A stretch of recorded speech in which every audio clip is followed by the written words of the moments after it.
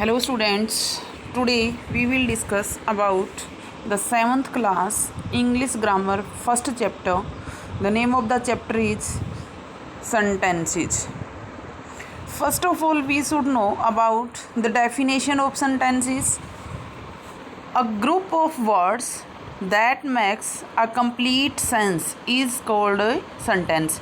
It means a group of words, एक शब्दों का ऐसा समूह होता है that max a complete sense, जिससे कोई ना कोई क्या निकलता है, कंप्लीट सेंस या अर्थ निकलता है, उसे क्या कहते हैं, एक सेंटेंस कहते हैं.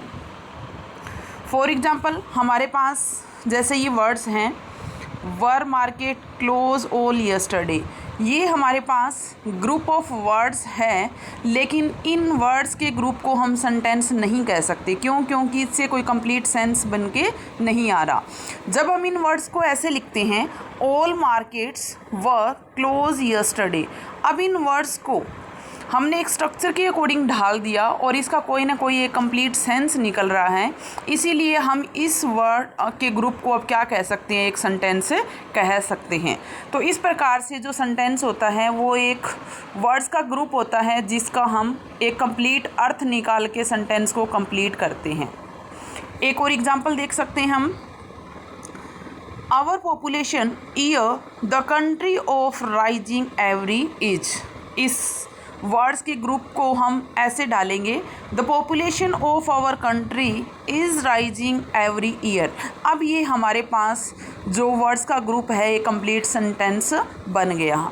नेक्स्ट हम डिस्कस करते हैं कि kinds of sentence, mean sentence के प्रकार कितने होते हैं.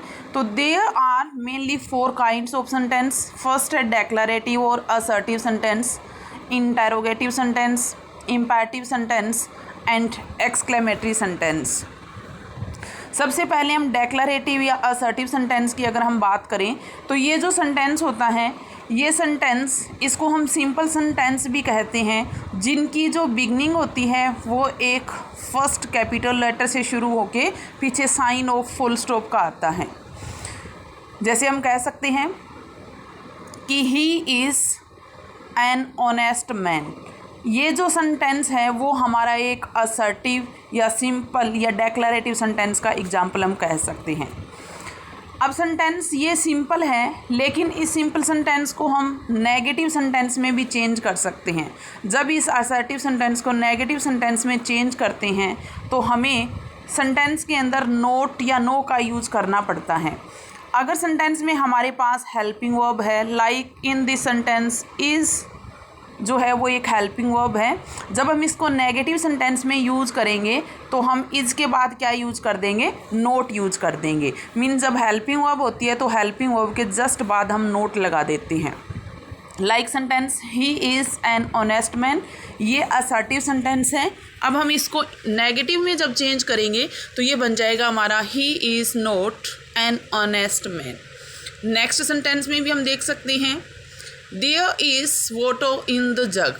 इज़ हमारे पास हेल्पिंग वर्ब है, तो इस सेंटेंस को हम ऐसे चेंज करेंगे, there is no water in the jug. इस प्रकार से हम असर्टिव और डेक्लरेटिव सेंटेंस को नेगेटिव में भी चेंज कर सकते हैं. ये हमारे पास एक्सरसाइज हैं जिनके अंदर अफर्मेटिव या फिर डेक्लरेटिव जो सेंटेंस है उनको नेगेटिव सेंटेंस में चेंज किया गया है.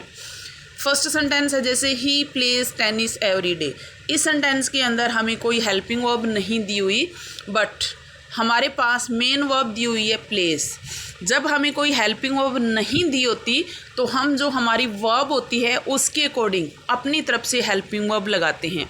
जब हमारे पास वर्ब फर्स्ट या फिर उसके साथ एस या ई एस होता है तो हम डू या डज का यूज़ करते हैं. तो हमारे पास यहाँ वर्ब की फर्स्ट फॉर्म के साथ एस है तो हम यहाँ लगाएंगे डज. अगर यहाँ वर्ब की फर्स्ट फॉर्म होती तो हम लगाते डू. तो इस प्रकार से डू नोट या डज नोट का यूज़ करके हम सेंटेंस असर्टिव से नेगेटिव चेंज कर सकते हैं. जब ये सेंटेंस हम नेगेटिव में चेंज करेंगे तो he does not play tennis every day. इस प्रकार से हम इसको चेंज कर सकते हैं. नेक्स्ट आपको सेंटेंस दिया हुआ है, अफर्मेटिव दिया है, इनको आपने नेगेटिव में change the negative sentence into affirmative sentence. ये आपको नेगेटिव दिए हुए हैं, आपने इनको अफर्मेटिव बनाना है, मीन्स नोट या जो नो दिया हुआ उसको हटा के सिंपल सेंटेंस बनाना है।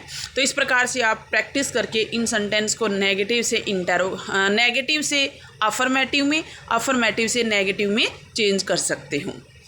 नेक्स्ट हम देखते हैं इंटेरोगेटिव सेंटेंस। इंटेरोगेटिव सेंटेंस जो होते हैं इनमें आस्क्ड क्वेश्चंस मीन्स क्वेश्चन पूछे जाते हैं और इनके पीछे हमेशा ही साइन ऑफ इंटेरोगेशन लगाया जाता है। इस सिंपल सेंटेंस जब हम देखते हैं अफर्मेटिव का, तो सेंटेंस में सब्जेक्ट पहले होता है, उसके बाद हेल्पिंग वर्ब होती है और उसके बाद वर्ब होती है।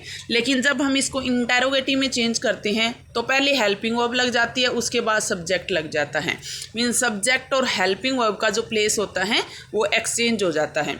जैसे हमारे पास ये सेंटेंस है बेबी इज़ क्राउलिंग, तो इसको जब हम इंटेरोगेटिव में चेंज कराएंगे तो इज हमारी जो हेल्पिंग वर्ब है वो पहले आ जाएगी इज़ बेबी क्राउलिंग और पीछे साइन लग जाएगा साइन ऑफ इंटेरोगेशन।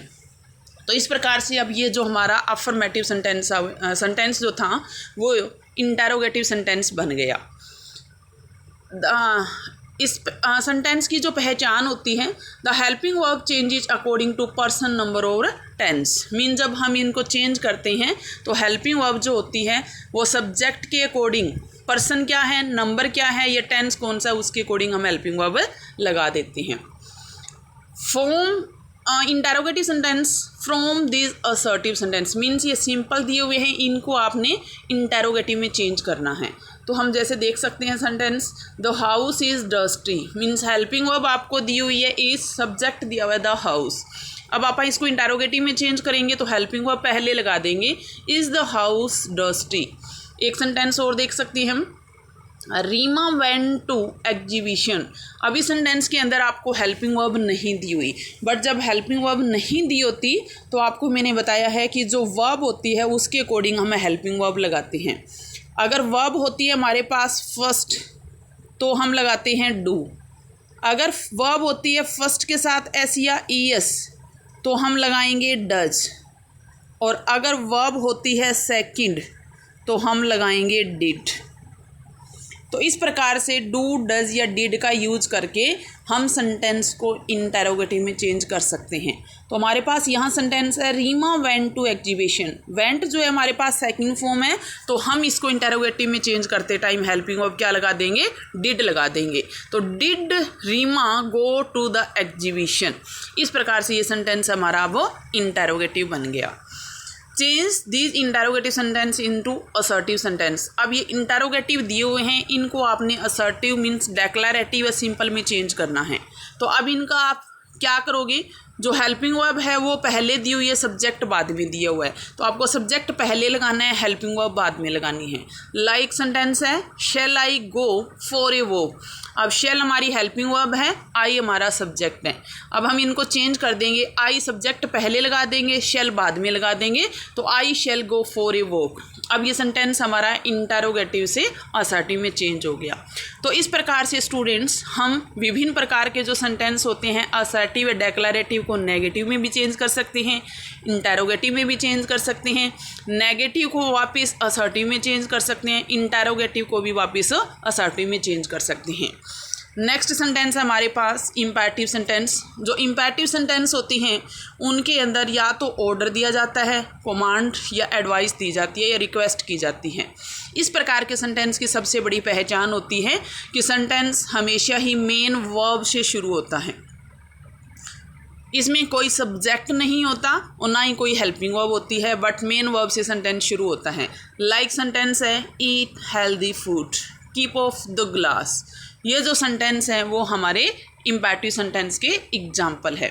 इस प्रकार से स्टूडेंट्स हम जो 4 काइंड के सेंटेंस हैं उनको हम ग्रामर के अंदर देखेंगे और सेंटेंस को सेंस के अकॉर्डिंग हम उनको चेंज कर सकते हैं। Thanks students.